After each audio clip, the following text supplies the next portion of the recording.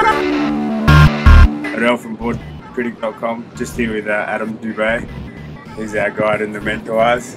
I thought I'd just get a little bit of an insight about what it's like to be a guide in the Mentawais, mate.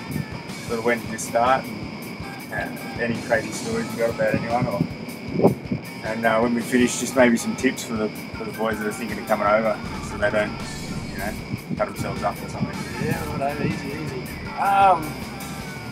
I came out, I got a shot at, I was kind of just travelling and I saw an advertisement, a guy wanted someone to run a little surf camp he had up in the north of the islands. I just saw it, Mentawai Islands, and put all the eggs in the basket, just kind of hassled him until he gave me a run, and did that for a year. Came out here pretty green, I didn't speak any Indo or anything, and it was just a little camp. We'd have a group of people come and stay and just take them surfing and keep them fed and get on the beers and talk stories.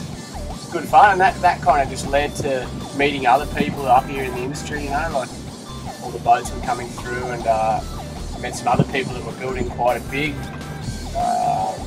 resort, I guess you call it, retreat, just near there. So the following season I went up and worked with them and kind of helped get that started and just guided their guests, and then again through that just meeting people in the industry, I moved on to the boats. The boats was kind of always, once I'd seen it, I knew I had to have a shot at that, because you just, you're mobile, you can just pull anchor and move, follow the conditions and stuff, and you've got this whole chain, as you know, surrounded by waves. So yeah, got into that. I've been doing that for a couple of years now.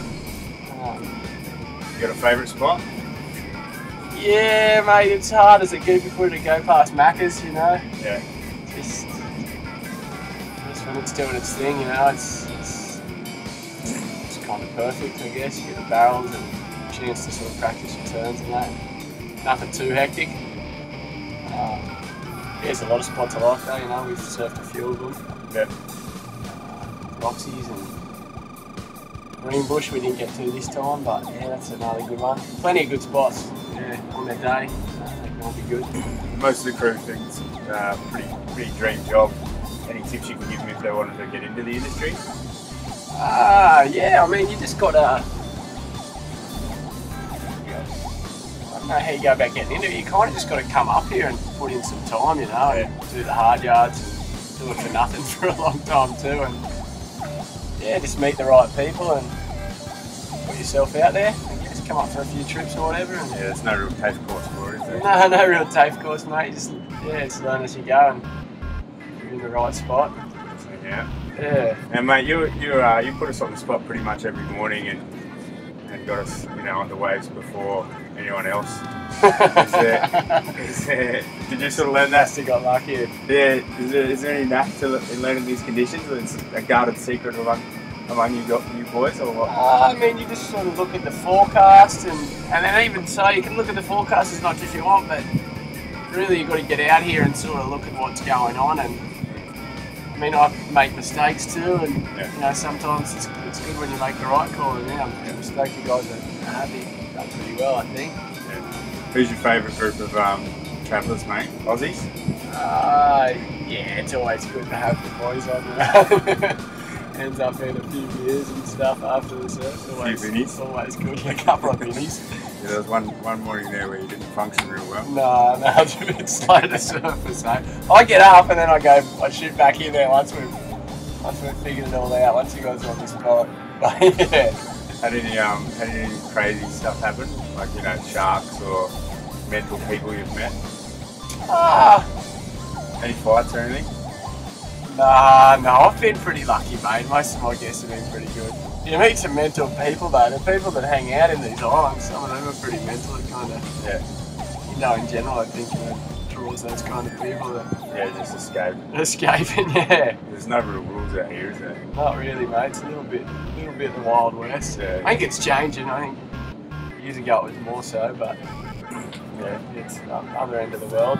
But no, I've been pretty lucky, mate. Most of the guests, are pretty good. You learn how to deal with people, I guess, too. Some people gets a bit on your nerves and that a bit, but that's part of the job, you know, and you just learn how to humour them, how to take it. Yeah. It's only a small boat, you know, so you can't let yourself get too worked up, I guess. Yeah, you mostly work this boat. It's 10 people? 10 guests at a time, yeah. Is that your ideal sort of thing? 10 seems to work, mate. I think any more than that, you're a bit of an instant crowd, maybe, and yeah, I don't know, 10 just seems to be the magic number that most of the boats operate with. A couple of the smaller boats here to 6 or 8, which would be really nice. Yeah. But I guess they've got a magic number in terms of filling the boat and costs and all that sort of thing as well. And 10 seems to work. You can manage 10 pretty good. What sort of differences you noticed in the industry in the last probably 3 years? Because you've been out here 6 years now, did you say? This is my 5th season. So what sort of changes have you noticed besides having to pay at Macca's and all that sort of thing? Yeah, I mean it's all getting more regulated, I guess. Like, with the boats, I don't know a whole lot about it, but a few years ago the government kind of brought a rule in, and everyone had to be flagged Indonesian. Before that, I think you could just bring a boat over from Oz or States or whatever and do that. And so there's some quite big fees incurred, and that changed a little bit. And then it's just the regulation, the operating fees. You know, now you've got to do this booking thing at Macca's, which, as you see, can kind of suck. It can kind of work too. You get lucky. Yeah. Yeah, they get out after you, don't they? They have had a couple of guys yelling at me. That's made it hard. Like everyone, like I said, it's my favourite wave. I think there's a lot of people come out here and they want to surf that wave, and then to be told you can't, or you can only do it on this day and that day, and that's made it a bit hard. Yeah. But hopefully, there's been talk about doing that at a few of the breaks, so hopefully that doesn't happen, because that'd take the adventure out of it, you know. Knowing you're going to be here this day or here that day, and yeah. What do you see changes in the next 5 years here, mate? Next 5 years, more land-based stuff. I think they seem to be popping up everywhere. Yeah, let's see how we go. We're already paying more fees as you go around. You know, you go south and you pay out some money and stuff to the villages down there, which I'm all for. I think it's really good if we're operating up here that money's going back into the community. The issue is where it's going, who it's actually going to, you know. Like, sure, you give it to that person on the boat and they give you a piece of paper, but how much that filters out to the rest of the community, that, I don't know. But I think there'll be more of that sort of stuff. Probably be some more moorings, but it's getting just a little more professional, I think, too.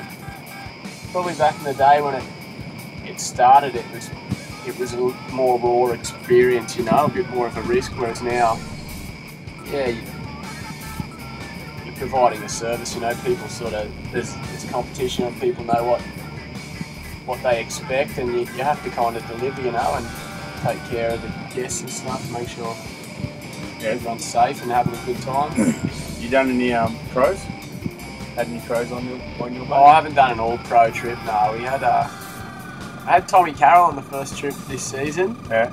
That was like a fundraiser thing for Surf Aids, a non-profit organisation that do a lot of work up here in the community. And people at auction, I guess, to go surf with Tommy. So, yeah, that was my only little rubber shoulder with a pro. He's a legend, mate. We surfed some good Macca's and some Greenbush. And, yeah. He surfs alright, doesn't he? Oh, still ripping. Still ripping. If I could be surfing that good when, I don't know how old he is, like 55 or something. If I could be surfing that good, stoked. Yeah. So any tips, mate, for blokes that are going to, or people that are going to come out here? Maybe top 5, you know, like,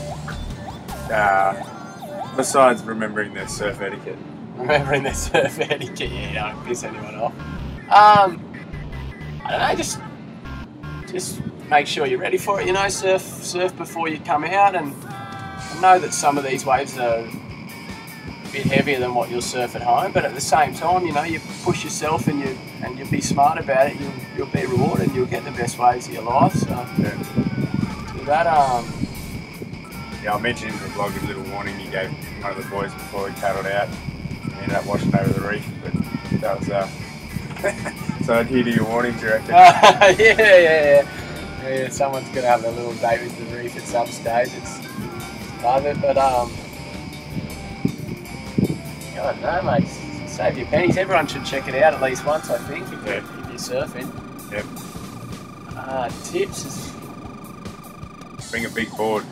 big board, yeah. Bring an Icelands, yeah. Get fit and don't overestimate your abilities, eh? Don't overestimate, but you know, push yourself a little bit as well. You know, it's good to see people come out. They're a bit hesitant, and then you know they throw themselves over with a couple and come back grinning. The worst that can happen is get cut up. Yeah, that's it. Few little cuts here. Oh, there we go. This one's a bit tender. Little scratches. Mentawai tattoos. So if people want to get in contact with you, mate, is there an email or a website they can go to? Or? Yeah, for this, what's the website for this one? You can edit this a little bit. Yeah. I think it's like samudrabiru.com. I'm sure if you just type it in, you'll find it. And go under the perfect wave. A lot of it's put down the perfect wave. That's what I call always kind of check as well. That's how you guys ended up here, right? Yeah. That's the agent in Australia. Yeah. Mate, I'll see you as later on being a ASP specialist, mate. Tell them where to go and take them around. Had us on the spot all the time, mate. Perfect. Every morning, first one zone. And you even took us to a couple of little spots we had by ourselves, remote. What did you call it? Jurassic Park-ish. Jurassic Park, yeah. Just waiting for the pterodactyl to fly out. One final thing, just look down the camera, mate, and just tell them how to actually say where we are, the island. Because I came here calling it the Mentawais, and that's what I've heard. Mentawais. Mentawais. Yeah, that's the Mentawais. So you say it Mentawais. Mentawai. Okay, cool. I think is the correct term the locals have used. Oh, mate. I think I heard sinking islands or something, I don't know. That's what it means? Sinking so, island? yeah. Okay. Thanks, mate. No worries, Del. Been a pleasure.